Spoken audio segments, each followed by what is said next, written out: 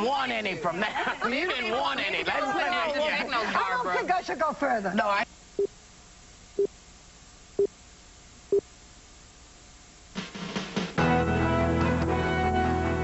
This is an ABC News special report.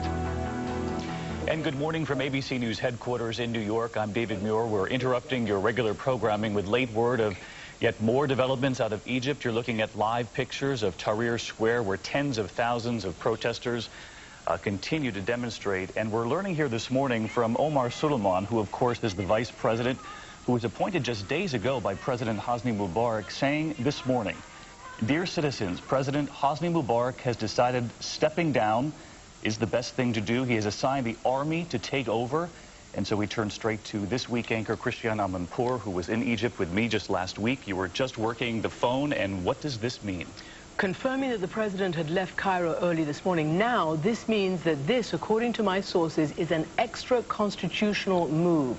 According to the Egyptian constitution, the president cannot transfer power to anyone except either the vice president or the Speaker of the House. Now, he has apparently transferred power to the army, and according to these sources and officials, all bets are off right now as to how the next political process continues, whether or not Vice President Suleiman stays as vice president. If the army is in charge, the military is in charge, this is a different scenario. Christiane, you and I were talking in the last 24 hours that at this point, Egypt had a figurehead president. Do they have even a figurehead president now? Very unclear right now. Very unclear right now. We'll hear what the military says. Let's wait and see what their next statement is. Apparently, they're going to make a statement. It looks like power has been transferred to the military. And the big question at this point is, what will it take to appease the tens of thousands of protesters who have not only gathered in the live pictures you see there in Liberation Square, Tahrir Square, but they've also begun to gather at the presidential palace, as you know, 13 miles away from this picture we're looking at here. What will it take? What do they want to hear at this point? Well, David, they have been stepping up the ante for the last 17 days. First, it was President Mubarak needs to leave power, and the constitutional reform and the democratic process needs to start. The entire regime, they said, needs to step down. But if you remember the shouts that were in the crowd yesterday, when they thought that perhaps the army was going to make a statement yesterday about who's in charge, they were also saying we do not want to transfer one dictatorship for another, nor do we want the military to be in power. Let's wait and see what the military says and see exactly where power lies right now. Terry Moran reporting from the ground, and I know we hope he'll join us shortly, if not during this special report, then during the coverage later in the day. But he mentioned that the bottom line with everyone he's been speaking to on the ground there is that Mubarak's departure to Cairo, out of Cairo to Sharm el-Sheikh is not enough. The whole regime must go. It seems as though the protesters are upping the ante day by day here. Well, if indeed it is announced that the whole regime, starting with President Mubarak, has stepped down and that power is being transferred to the military, and again, let's wait and see what the military says. If that is the case, then that is what the protesters call for.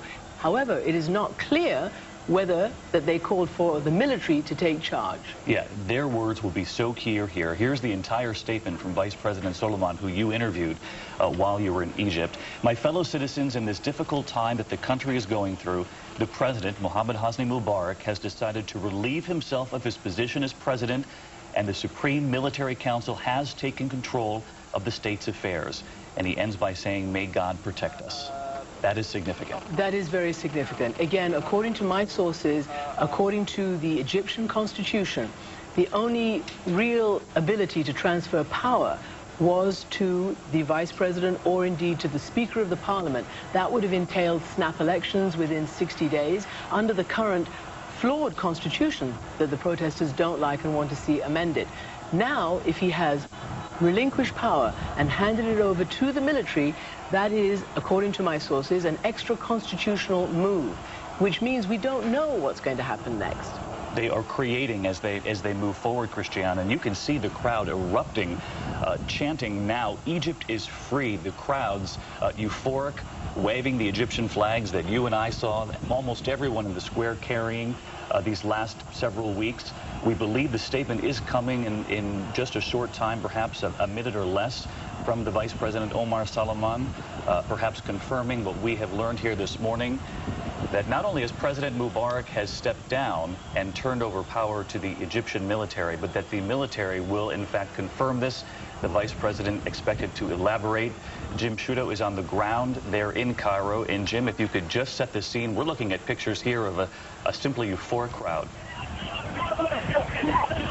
Are you there? We can hear you, Jim. Can you hear us? It's David Muir in New York. Want to film that on your flip kit? Hello? As you know, with coverage like this, it's always... Can you hear me, New York? I can hear you, New York. Jim, we're on the air with breaking news. Can you share with us what you're seeing?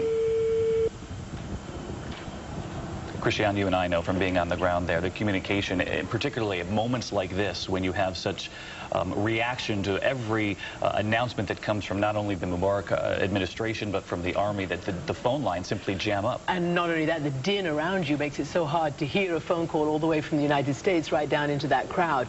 But clearly, we've been hearing Jim and Terry's reports all morning about these big crowds that have been gathering. We saw them last week. They grew to critical mass today after Friday prayers, as the demonstrators had predicted, and for the first time marching away from the square and towards the seat of power, the presidential palace, towards the state television and parliament. And according to some of the reports that Jim has been sending in, at one point a very emotional protester, who one of his relatives was killed during the Troubles, was trying to get under the concertina wire, the barbed wire. Apparently the military gently pushed him back and pulled him out.